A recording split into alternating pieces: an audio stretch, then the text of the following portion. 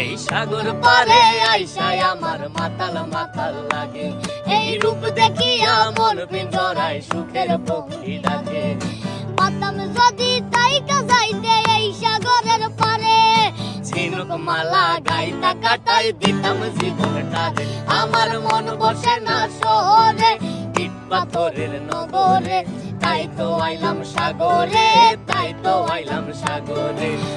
বেশ কিছুদিন আগে আমরা সবাই মিলে সকাল সকাল বেরিয়ে পড়েছিলাম সমুদ্র সৈকত তালসারির উদ্দেশ্যে। তালসারিতে পৌঁছে সকালের টিফিনটা আমরা তালসারির কাকিমার হোটেল থেকেই করে নিয়েছিলাম। টিফিনে ছিল দারুণ স্বাদের বাটার টোস্ট, কচুরি, তরকারি আর চা। টিফিন সেরে আমরা সবাই সমুদ্রের দিকে রওনা হয়েছিলাম। সমুদ্রের পাড়ে পৌঁছতে না পৌঁছতেই চোখে পড়ল নানা ধরনের মাছ। ইয়া বড় বড় সাইজের কাঁকড়া, ইলিশ, পমফ্রেট, জ্যান্ত লোটে, ভেটকি, বাঁশপাতা মাছ, আরও অনেক কিছু। সেদিন সকালে মাছ সমুদ্র থেকে অনেকগুলি বোট এসেছিল নানা ধরনের মাছ ধরে নিয়ে। দেখতে বেশ ভালোই লাগছিল আমাদের। কলকাতার বাসিন্দা হয়ে এগুলো তো সবসময় আমরা দেখতেই পাই না, তাই সেই দিনটা আমাদের বেশ ভালোই কেটেছিল।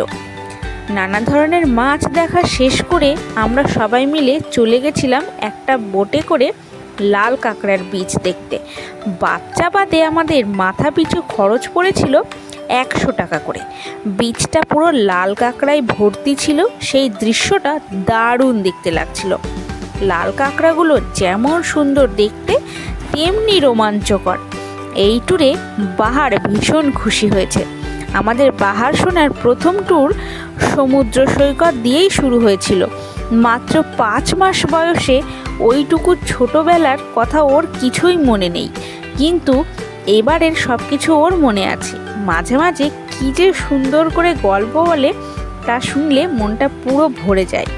আমাদের পার্ট 1টা এই পর্যন্তই রাখলাম। কেমন হয়েছে জানিও, তোমরা কমেন্ট করে জানাও। আর পার্ট 2 খুব তাড়াতাড়ি আসছে। আর হ্যাঁ, নতুন যারা তারা অবশ্যই চ্যানেলটি সাবস্ক্রাইব করে রাখো নতুন নতুন ভিডিও দেখার জন্য।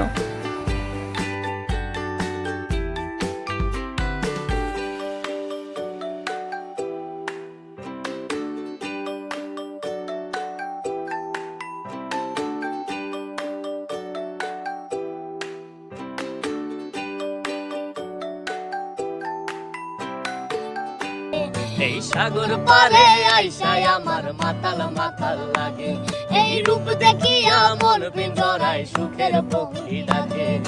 পাতাম যদি তাইকা যাইতে এই সাগরের পারে, ঝিনুক মালা গাইতা কাটাই দিতাম জীবনটারে।